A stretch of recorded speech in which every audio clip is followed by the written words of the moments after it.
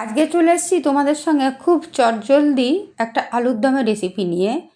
খুব তাড়াতাড়ি মিনিট 15-র মধ্যেই তোমরা এই আলুর দমের রেসিপিটা তৈরি করে ফেলতে পারবে। কোনো মশলা বাটার ঝামেলা নেই। একটু সামান্য পরিমাণে কিছু গুঁড়ো মশলা দিয়েই তোমরা এই আলুর দমটা খুব তাড়াতাড়ি বানিয়ে ফেলবে।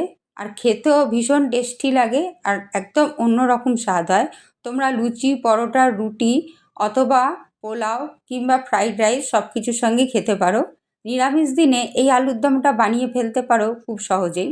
প্রথমেই দেখো, আমি 2 টেবিল চামচ মতো বেসন শুকনো খোলায় ভেজে নেবো। সুন্দর গন্ধ বেরোবার পর আর রঙটা চেঞ্জ হওয়ার পর তারপর আমি বেসনটা নামিয়ে নেব। ফ্রাই প্যানে আমি সামান্য পরিমাণে তেল দিয়ে নেব।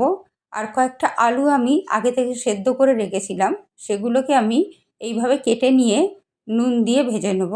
চাইলে তোমরা এমনি আলুও নিতে পারো, তবে সেদ্ধ করা আলুটা নিলে খুব তাড়াতাড়ি আলুর দমটা হয়ে যায় আর আলুর দমের স্বাদটাও খুব ভালো লাগে। আলুগুলো আমার লাল লাল করে ভাজা হয়ে গেছে। এবার ওই তেলেতেই আমি সামান্য পরিমাণে একটু গোটা জিরে দিয়ে নেব। আর দিয়ে নেব সামান্য পরিমাণে একটু হিং। হিং থেকে সুন্দর গন্ধ বেরোবার পর আমি একটা মশলা নিয়ে নিয়েছি দেখো।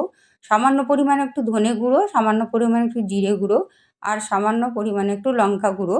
এগুলোকে আমি জল দিয়ে পেস্ট করে নিয়ে অ্যাড করে দেবো। সামান্য পরিমাণে একটু চিনিও দিয়ে নেব।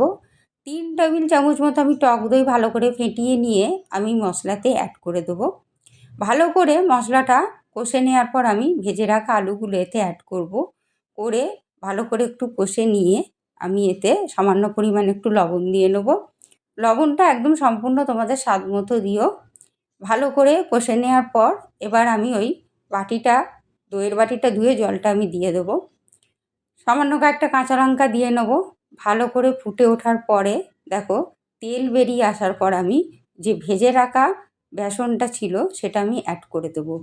খুব সুন্দরভাবে শুকিয়েও যাবে দেখো। আর নামাবার আগে একটু ঘি দিয়ে নামিয়ে নেব। তাহলে বন্ধুরা, রেসিপিটা ভালো লাগলে অবশ্যই লাইক শেয়ার করো আর আমার চ্যানেলটাকে সাবস্ক্রাইব করতে ভুলো না। আলুও সেদ্ধ হয়ে গেছে দেখো। ধন্যবাদ।